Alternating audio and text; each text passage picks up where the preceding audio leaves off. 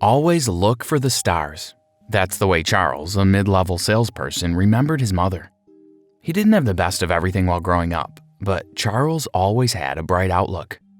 Charles carried this attitude through life, especially in his work, where he showed exceptional performance, even during the toughest sales months. He would somehow make it through while remaining positive, and this attitude encouraged others around him. But, like two sides of the ancient Chinese symbol, the yin-yang, Charles had a friend and colleague, Philip, who took a laid-back approach to life, always choosing the easy way. Coming from a more privileged background, Philip didn't have much need to fight for anything or even work very hard. Not surprisingly, Philip would always complain and give excuses for his poor performance. When the company they worked for went bankrupt and eventually folded up due to stiff competition, the two friends were faced with a new reality. Charles was sad about the turn of events. He had worked so hard to get the job, and even harder to become a successful salesperson. But everything fell apart just when he began to enjoy the rewards of his hard work. Charles knew he could always get another sales job, but that would most likely be a lower-paying job. And while this would suffice when he was single, Charles was no longer a single man. A few years ago, after he got his first promotion and started receiving bonuses, Charles got married to his longtime girlfriend Emma, and together they moved into a bigger house they both desired. Charles thought of how he would break the news to his wife Emma. There was no easy way to deliver the news, he thought. So, he decided he would tell her when he got home later that evening over dinner. After receiving the same news, Philip was distraught and quickly decided to go and see his friend Charles. Philip met Charles in his office, having already packed up some of his belongings. "How can you remain so calm?" Philip asked his friend Charles. Charles shrugged before replying, "Because there's always something better ahead," assuring his friend not to lose hope and that he could land a better job in no time. After all, they both had years of experience under their belts. Back in his office, Philip slumped into his chair, thinking about what his friend Charles had said. It was easy for Charles to say so. After all, he had a lot of laurels and a huge portfolio of clients to make him attractive to any prospective employee. Philip believed that he didn't have the same advantage as Charles, and that meant he would either remain unemployed or take on a lower-paying sales job, an option that he didn't even want to consider. Charles drove home in silence. He still hadn't figured out how he was going to break the news to his wife. When he got home, Emma greeted him at the door, and taking one look at his face, she asked, "What's the problem?" Charles exhaled slowly before explaining to his wife that he had just been laid off from work because the company had gone bankrupt. Emma took the news bravely and cheered her husband up, telling him that he would find something new. After eating his dinner, Charles thanked his wife, who beamed cheerfully, before excusing himself from the dining table. Charles needed to set his plan in motion. The only problem was that he was yet to have a plan.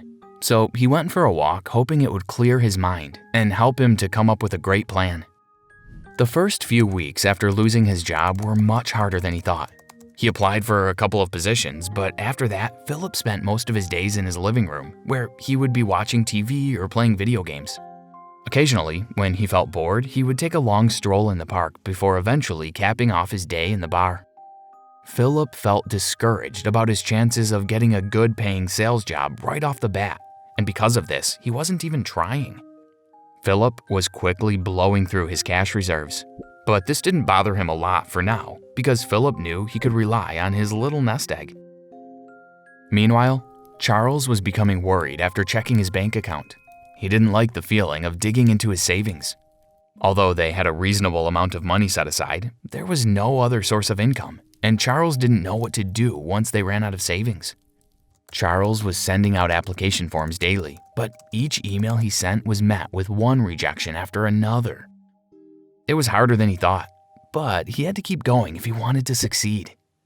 His next plan of action was to visit each company in person and see if he could get some attention and potentially land a position. But it seemed most employers were only out to take advantage of the fact that he was desperate and offer him a very low salary. After weeks of searching for a job to no avail, Charles felt drained. He was quickly running out of options, and he had no idea what his next move was. His wife encouraged him not to give up, but to keep on trying. However, Charles couldn't help thinking that this time, it seemed as if his friend Philip was right. The competition was stiff, and most companies weren't hiring. Despite the tough situation, Charles remained positive, and this helped him cope better. He managed his savings well while thinking of the next step to take. Keeping a positive mind helped him think clearly. But Philip's condition only worsened as time went by.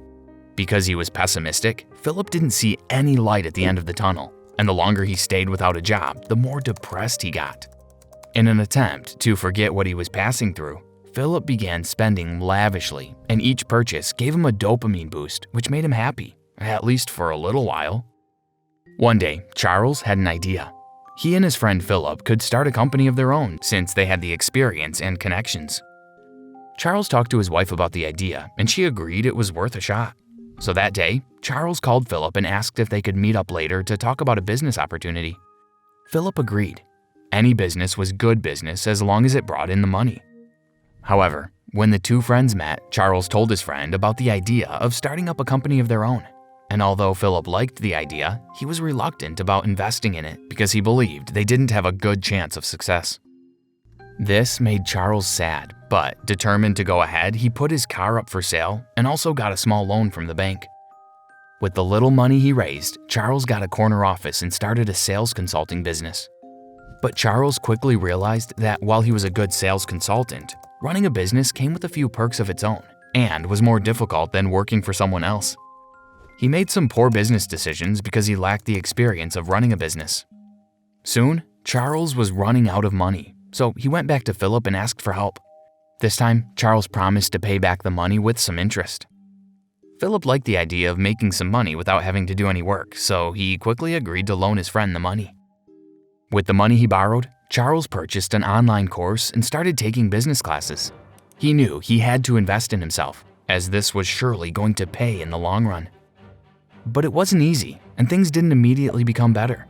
Despite this, Charles continued to persevere, and with time, his perseverance paid off. Charles gained relevant knowledge and skill to run his business, which had become profitable, and with the money he made, Charles was able to hire an assistant to work for him and even pay back his friend Philip. When Philip saw his friend's success, he was filled with regrets. Had he believed in his friend and joined him, he would have been a partner in the firm. But he was pessimistic. He didn't want to invest his time and energy in case the business failed. Eventually, Philip had burned through his trust fund and barely had enough to keep him going without a job. And having no other plans, Philip turned to his friend Charles, who offered him a job in his company.